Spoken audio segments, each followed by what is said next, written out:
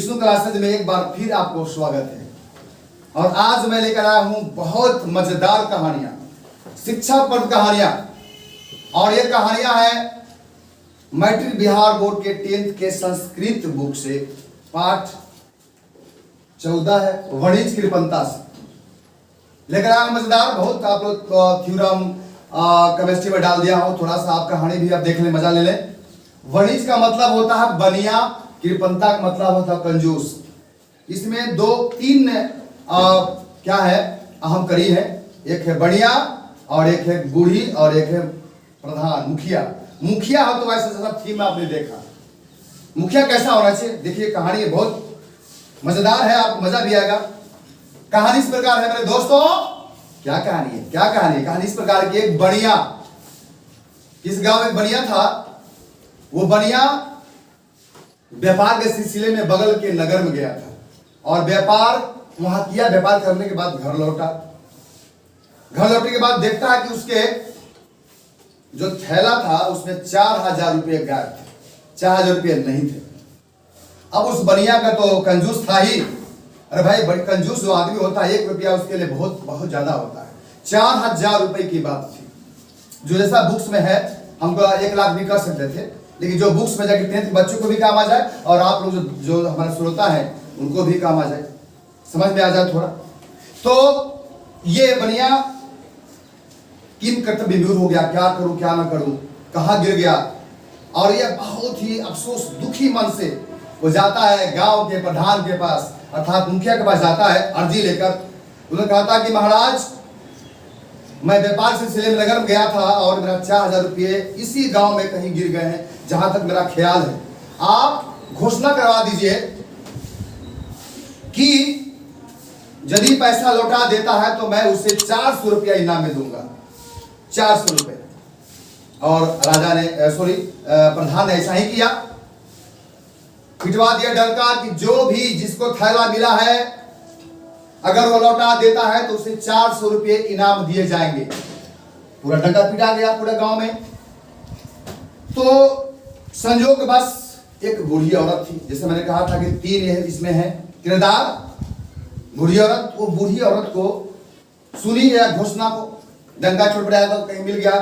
संजोग बस रास्ते में देखी कि एक थैला रियल में गिरा हुआ है और थैला को उठाती है और उठाकर बहुत डर जाती है कि ये सोचती है कि अगर मैं किसी को कह दूंगा कि मुझे मिला है तो निश्चित तौर पे लोग कहेगा कि यही चुरा लिया था। इसलिए सीधे डायरेक्ट जाता है प्रधान के पास, मुखिया के पास। कहता है कि सर, यह जो थैला है मैं ईमानदारी से बोल रहा हूं, जब मैं आ रहा था तो रास्ते में गिरा हुआ था, ये जिसके पास है, जिसका है, इसका मालिक उसको दे दिया जाए। मुखिया जी बहुत खुश हो गए, वाह क्या ईमानदार स्त्री। उन्होंने तुरंत अपने सेवक को भेजकर उस बनिया को, कंजूस बनिया को बुलाता है। उस कंजूस बनिया आता है और लेकर बहुत खुश होता है, लेकिन सोचा कि अब तो मेरे को 400 रुपया इनाम देने पड़ेंगे। अब ये कंजूस 400 रुपया के फेर में एक उपाय सोचता है। और क्या सोचता है उपाय?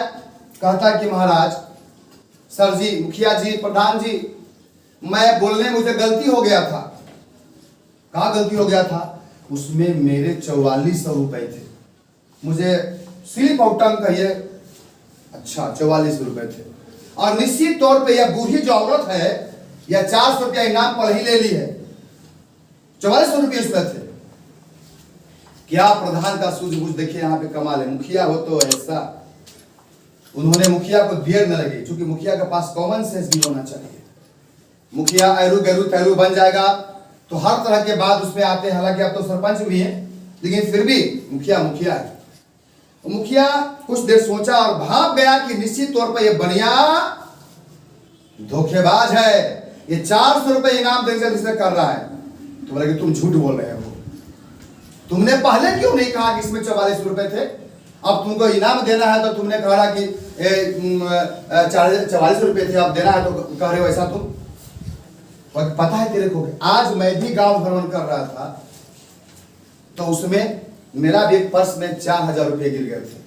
44 रुपये 4000 रुपये गिर गए थे, मेरा पैसा था, यह मेरा पैसा था, तो तुम्हारा नहीं था। तुम झूठ बोल रहे हो, मेरा पर्स गिरा, 4000 रुपये है इसमें। बनिया बहुत गिर गया है, बहुत गिर गया है, लेकिन मुखिया जी ने नहीं सुनी। एक तो तुम झूठ बोल रहे हो, जब इनाम की बात आई तो तुमने झूठ बोल दिया कि बूढ़ी इतनी ईमानदार स्त्री है और तुमने इसके साथ लच्छा लगा रहे हो, पैसा मेरा था। बहुत गिराने के बाद भी प्रधान नहीं सुना और यह जो बनिया था अपने कर्मों से ही अपना 4000 रुपया को गंवा दिया।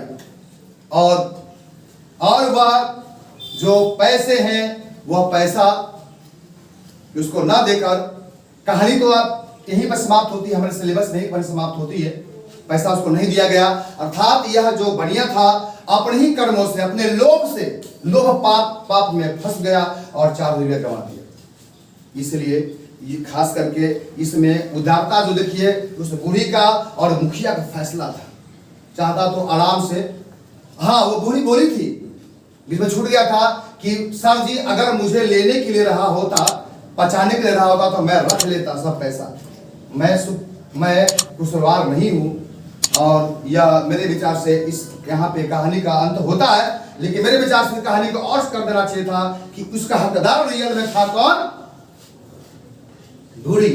ईमानदारी दिखाई उस बूढ़ी औरत को यह दे देना चाहिए था, लेकिन हमारे जो सिलेबस में कहानी है इस कहानी में ही समाप्त होता है। तो यह कहानी हमारे सिलेबस में बच्चों के लिए भी है कि हम कभी भी बेईमानी ना करें और ज्यादा चालाकी ना करें, नहीं तो इसी तरह से हाल होगा। और मुखिया को भी इसी तरह से सूझबूझ के साथ काम करना चाहिए।